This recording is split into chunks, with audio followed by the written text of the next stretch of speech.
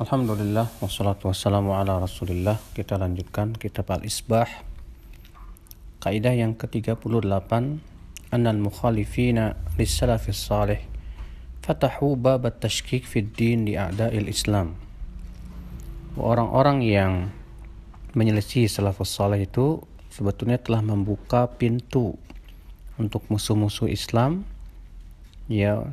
untuk meragukan Islam, untuk merusak Islam. Allah Subhanahu wa taala berfirman, ya ayyuhalladzina amanu la tattakhidhul yahuda wan nasara awliya. Hai orang-orang yang beriman, jangan kamu jadikan Yahudi dan Nasrani sebagai wali kalian. Ba'dhum awliya'u ba'd. Sebagian mereka adalah wali untuk sebagian yang lain. Wa may yatawallahum minkum fa innahu minhum. Nah, siapa di antara kalian yang memberikan loyalitas kepada mereka, maka sesungguhnya ia bagian dari mereka. Innallaha la yahdil qaumadh dhalimin. Sesungguhnya Allah tidak memberikan hidayah kepada orang-orang yang zalim. Surat Al-Maidah ayat 51. Al-Imam Ibnu Qayyim rahimahullah berkata, inna haula lam yakfihim an suddu ala anfusihim bab ar-radd ala a'da'il Islam bima wafaquhum fi minan nafyi wat ta'til.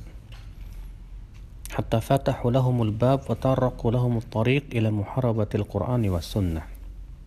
Mereka orang-orang ahli bid'ah itu yang tidak mengikuti pemahaman salafus saleh bukan hanya menutup pintu atas diri mereka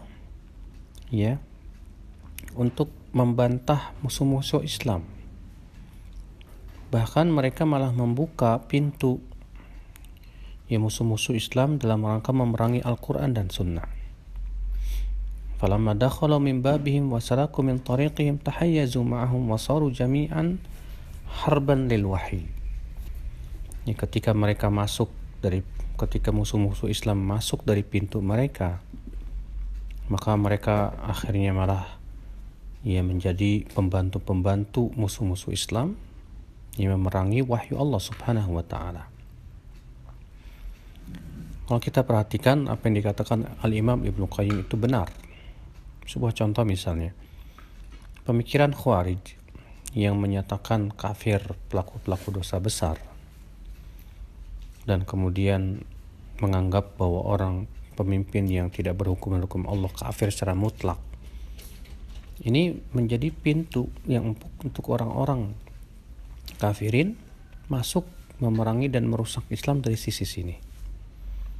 Sehingga mereka masuk dengan pura-pura masuk Islam, pura-pura memperlihatkan ketakwaan, lalu kemudian mengkafir-kafirkan kaum muslimin dengan hujah karena mereka tidak berhukum dengan hukum Allah dan yang lainnya.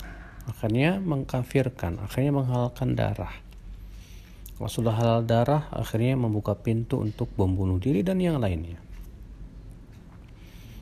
Murji'ah yang mengatakan bahwa amal tidak termasuk iman, mengatakan yang penting hatinya baik, yang penting dia punya keyakinan, selesai. Masalah amal baik atau buruk itu mereka tidak pedulikan, yang penting hatinya baik. Ini juga menjadi pintu yang sangat empuk dari musuh-musuh Islam untuk merusak Islam dan kaum muslimin, sehingga mereka memberikan pemahaman kepada kaum muslimin bahwa beramal soleh itu tidak penting, yang penting hatinya baik, yang penting yakin kepada Allah, selesai. Akhirnya banyak kaum muslimin meremehkan amal, meninggalkan amal, bahkan berbuat maksiat dengan alasan bahwa yang penting hatinya baik.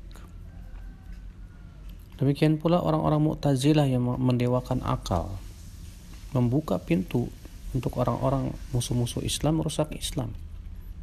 Dari pintu apa? Dari pintu akal. Bahwa katanya akal itu harus lebih didahulukan. Sehingga akhirnya Al-Quran dan hadis ditolak hanya karena tidak sesuai dengan akal.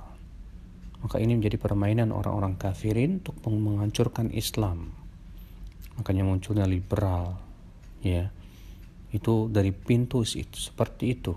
Menggunakan akal-akal mereka untuk menolak wahyu. Pemikiran tasawuf yang mengatakan bahwa wali kalau sudah sampai kepada derajat seseorang kalau sudah sampai kepada derajat wali ma'rifatullah tidak perlu mengikuti syariat Nabi, bahwasanya wali itu tidak mungkin salah. Maka kemudian itu menjadi pintu musuh-musuh Islam untuk menghancurkan Islam. Mereka masuk, pura-pura masuk Islam lalu mengaku-ngaku sebagai wali. Kalau sudah jadi wali dan dianggap sebagai orang yang maksum, tidak mungkin salah, disitulah mereka mengotak-atik Islam, merusak Islam. Makanya semua pemikiran kebid'ahan pasti membuka pintu untuk orang-orang kafirin yang merusak Islam, ya.